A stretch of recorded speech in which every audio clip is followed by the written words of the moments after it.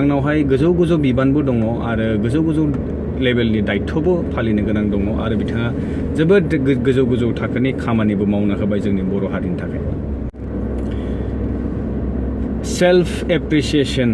ना गावखौनो गाव माने बाख्नायनानै लानाय सासे जोंनि गेजेराव मानाव गेदेर सार दङ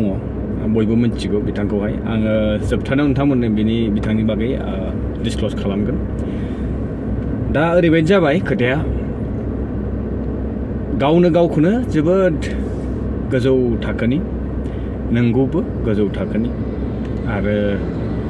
गावखौनो गाव बाख्नायनानै लादों आरोना जोबोद बाख्नायदों गावखौनो सेल्फ एप्रिसिएशन होदों गावखौनो माने गोसोआव गोजोननायखौहाय होदों आरो बिथाङा आरो उफायबो गैया मानो होनना बुङोब्ला दा बिथाङा जे ओरैबायदि मोनसे जांख्लायाव गाखोदों गाव जांख्लानि बाथ्राखौबो फोरमायदों जोबोद थाबैनो माने बिथाङा बेलेन्स गैयाजासे जांख्लायाव ओरैबायदि गाखोदों माने जिबायदि स्पिडजों बिथाङा आवगायनो नाजादों बुंनो गोनाङा बेनो जे बिथांनि जितु स्पिड बे बहाबा नङा बहाबा गावनि थाखाय जोबोद बेनिफिटेडबो जादों गोबांथार बिथांनि थाखाय लाभबो जादों आरो बिथाङा जोबोद गोजोननायबो फोरमायदों गावनि जितु जौगानाय आरो बिथाङा बेलाफारसेथिं गेजेर गेजेर बुङो हारिखौ लानानै हारिनि जौगानांगौनि बाथ्राखौ बिथाङा रायखाङो। दा बे बेलायाव बिथाङा ओरैबायदि बाख्नायदों जे बिथांनि समावनो बिथाङा जेब्ला हारिनि फारसे सानो बै समनिफ्रायनो बिथाङा हारिनि माबा नङा माबा मोनसे मावबोगासिनो दं। दा मावनायखौथ' जों मावाखै होनना बुङाखै मावगासिनोबो दङ बेनिखायनो साबायखर थाबाय सारनिसिम। दा जितु जोंनि हारिनि गेजेरावहाय मोनसे ज' जानायनि जि दुंहाव मोनसे थासारि बा ज' जानांगौनि जे खावलायनाय जोंहा माहारियारि आफादनिफ्रायहाय जितु एडभकेसि खालामजेनदोंमोन जोंहा मानगोनां माहारियारि आफादनि आफादगिरि दिपेन बर' सार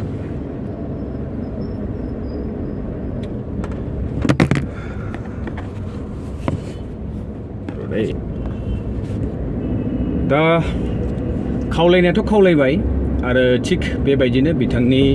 जितु एडभकेसि खालामनायजों लोगोसे गोबांथार आफादफोराबो बेखौ सिन्था खालामदों आरो जोंनि गेदेमा सारमोनाबो सिन्था खालामदों जोंनि बर'निनो मोननैबो जोंनि बर'निनो मोननैबो रिजनेल पार्टि मोननैबो सावरायलायनायनि गेजेरजोंहाय खनथाम खेब सावरायनाया जाबाय होनना फोरमायदों। स' बेसेबांसिमहालागैथ' आवगायखो नङा होमबा ओमफ्राय दाखालिनि बे जामदुवारनि जितु जयनिं हाबाफारियावहाय फार्स्ट टाइम हाग्रामा महिलारि सारनि खुगानिफ्राय जोङो बाइटखौ खोनानो मोनबाय बिथाङा फोरमायदों दुखु फोरमायदों आरो बिथाङा लोगोसे लुगैदोंबो जि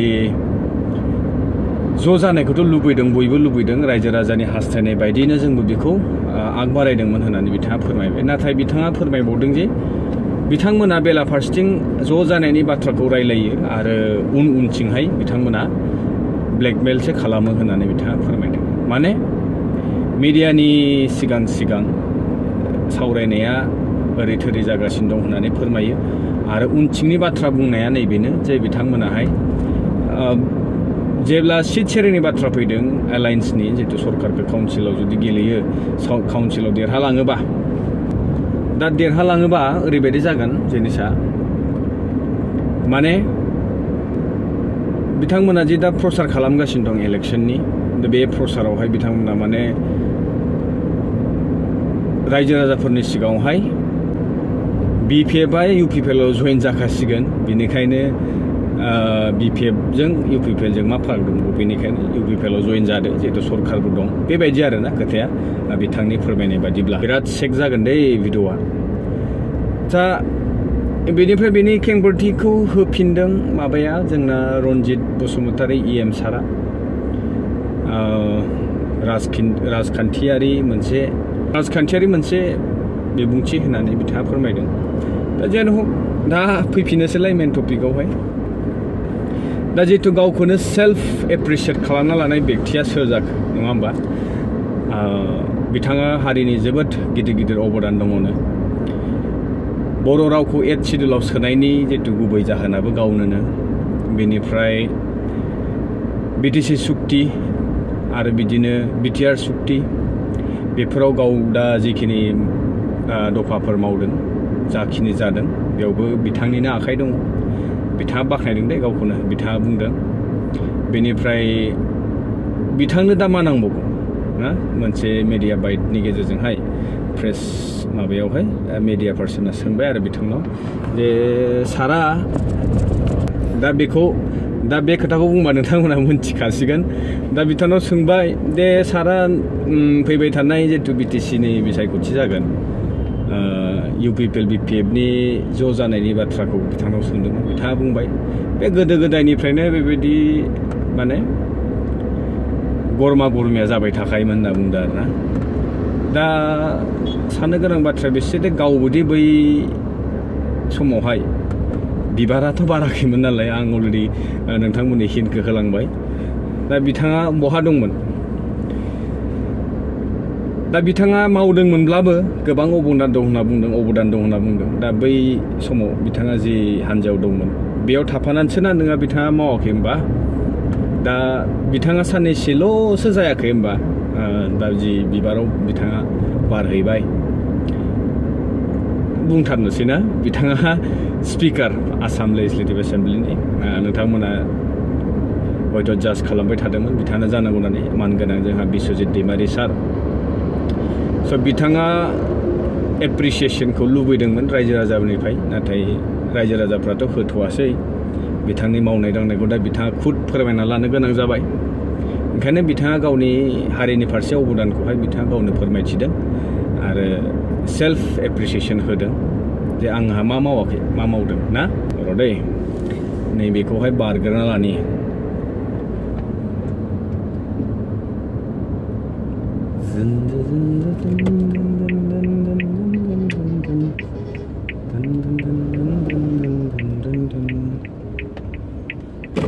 लामा क्रसिं जानायखाय आं रायज्लायथ'वाखैमोन आरो बिराद सेक जायोना ओरै माबा राम्बल स्ट्रिट दंलाबायो हाइवेआवहाय दा गालि सिङाव हाबबाय माने जोंनि लामायाव हाबबाय लामा फिसायावहाय स' बेनो आरो गोलावथार बुंनो सानाखै आं दा मा बुंनो सानो बिथाङा जे खुद गावखौनो गाव जोबोद बाख्नायना लाबाय बिथाङा जे हारिनि फारसे एथ' अबदान दंमोन दा खायफाया मोनथिगौ खायफाया मोनथियामोन दा बिथांनि बुंनायजोंहाय मोनथिबाय दा बेनो मिडिया पार्सना सोंनाया बेनो बे मोनसे जाबाय आरो मोनसेया जाबाय जे नोंथाङा फैगौ बिसायख'थियाव BJPनिफ्रायहाय नोंथांखौ CM फाथिगोन नामा ना जानो लुबैयो होननानै बिथांनाव सोंनाय जादों दा बिथाङा बुंदों जे आंहा मा लुबैबावनो दङ आङो मोनसे फिसा काउन्सिलसो नङा होमबा होनना बिथाङा फोरमायदों BTCआ मोनसे फिसा काउन्सिलसो होननो सानदों बिथाङा दा बे फिसायानोथ' जोबोद दिनै जोंनि गेजेरावहाय ओरैबायदि गुलाय गुजाय जों बे फिसाखौनो मोजाङै सामलायनो बोरै हागोन ना नैबेनिनोथ' दावराव दावसि जागासिनो दं ज' जालायनायनि बाथ्रा नाथाय बिथाङा ज' जानांगौ होननानैबो बुंदों बेलाफारसेथिं बिथांमोना मा बुंदों दे BTCआवहाय बिथांमोना BJPआ दिनैनि समाव मा गोहोम खोलैदों खोलैयाखै मिथिखागौ आरो बिथांमोननि मा टारगेट दङ गैया बेखौथ' जों बयबो मिथिखागौ दा बेनो इन्टेन्सनेलि बुङाखैब्ला बिथाङा दा गावनि लुबैनायखौथ' बेबायदि खुलायै बुंनो हानाय नंला जिहेतु बिथाङा दा बुंदों BJP पार्टिया जोबोद गिदिर मोनसे पार्टि सेन्ट्रेलनि पार्टि दा बेवहाय गावनि मा डिसिसन बेजोंथ' जाजोबनाय नङा हाइकमान्ड दङ हाइकमान्डनि सायाव हाइकमान्ड बेफोरबायदि बाथ्रा दङ स' बेनिखायनो बिथाङा निस्सय लुबैनायाथ' लुबैदों CM जानो अब्लाबो बिथाङा गोजोन होबाय जे आङो दिनै MP जाबाय राज्य सभानि MLA जाबाय बर्तमान स्पिकार जानानै दङ आरो गोजौ थाखोनि मोनसे पस्टआव दङ सारा माबा बुंदोंमोनलै बिथाङा आच्चा जायखिजायानो हक माने जोंनि एसेम्ब्लिनि बायदिसिना खामानिफोरखौहाय बिथाङा गुबुन गुबुन स्टेटफोरजोंबो गेजेर गेजेर सावरायहैनांगौ आरो बिदिनो इन्टारनेसनेलबो सावरायनांगौ बेबायदि बिथाङा बुंबाय जोबोद गोजौ थाखोनि दै जोङो सानथ्र' हाया बिथांनि बुंनाय दा बेयानो जियानो हक दा बाथ्राया बेनो जे बिथाङा जुदि हारिनि फारसे एथ' मावदोंमोनब्ला आं कनक्लुजन खालामसै कनक्लुजनाव फैबाय दा बेनो बुंनो गोनाङा नोंथांमोनजोंहाय गोलाव सम नोंथांमोननि समखौहाय गोलाव सम लानाया आच्छा स' रायजो नोंथांमोन जोबथारनायाव एज आ कनक्लुजन नैबेनो जे बिथाङा गोजौ थाखोनि दैदेनगिरि बिथाङा गोजौ मासियाव दङ बिथांनावहाय गोजौ गोजौ बिबानबो दङ आरो गोजौ गोजौ लेभेलनि दायित्वबो फालिनो गोनां दङ आरो बिथाङा जोबोद गोजौ गोजौ थाखोनि खामानिबो मावना होबाय जोंनि बर' हारिनि थाखाय अब्ला बिथाङा दिनै जोंनि बे काउन्सिलानो होन फिसायानो जा बिथाङा बे फिसाखौनो मोननैबो गावनिनो थैनि जेनेबा गावनिनो हारिनि गावनिनो काउन्सिलखौहाय आन्दलननि गेजेरजों थामथि गोरोबथासिम जि दा बर्थमान सरकार आरो थांनाय सरकार बे मोननैबो दोलोआव थायालाबासिनो बिथाङा थोंजोङै जायजोंहाय नांबोबाय थानाय सेन्ट्रेलाव थानाय जिखुनु पार्टि दा बिथांमोनजों गोरोबहैबाय दा बिथाङा बुंबावदों बेयावनो मोनसे बाथ्रा जे मानसिया जेरावखि थाया मानो खामानिखौसो नायग्रोनांगोन खामानियासो जानांगौ ना बिदि होनना बुंदों दा खामानियानोथ' जायाखै सार बे सेन्ट्रेल पार्टियाथ' बहा थोंजोङै जोंनि रिजनेलनि जितु गांनाय उखैनाय बेखौ थोंजोङै बिथांमोना जुदि प्रसेसआव लाङोबा खामानिफोरखौ अब्लाथ' जोंनि गेजेरावहाय दिनै मोननै रिजनेल पार्टि जानांनायनि बाथ्रायानो फैयामोन आरो बेबायदि बिसायख'थिनि नारा नाथा जुजिलायनायबो जायामोन आरो जोंनि गेजेराव जे रिजनेल पार्टि मोननै दङ बे ज' जानांगौनि बाथ्रायानो फैयामोन जुदि सेन्ट्रेलनि जितु पार्टिफोरा जोंनि काउन्सिल जितु जोंनो होबाय गथायबाय बेखौ मोजाङै मोजां नोंसोरो इदि सालायलांदो होननानै नो टेनसन ना टेनसन फ्रियै जुदि एख' खालामालासे सालायनो होनायमोनब्ला दा बेले बेजे जानायनि थाखायनोथ' दा रिजनेल पार्टियाव सिथाबनानै थानो गोनां जायो बेनिखायनो जुजिनो गोनां जानानै दङ बेबायदि दा मणिपुराव मा जादों मणिपुरजों खुनु लोब्बा गैया बियो अब्लाबो मणिपुराव दिनै 1.5 बोसोर ना 2 बोसोरानो जानोसै बिजेपिनि गभर्नमेन्ट दङ स्टेटआव दा बिथांमोननि गेजेरावहाय मोनसे कनफ्लिक्ट सोलिगासिनो दङ दा बेखौहाय मानो दिनै नेसनेल लेभेलावहाय सावरायाखै दिनै बेखौहाय सिखोमानोसो नाजागासिनो आरो जिबायदि थासारि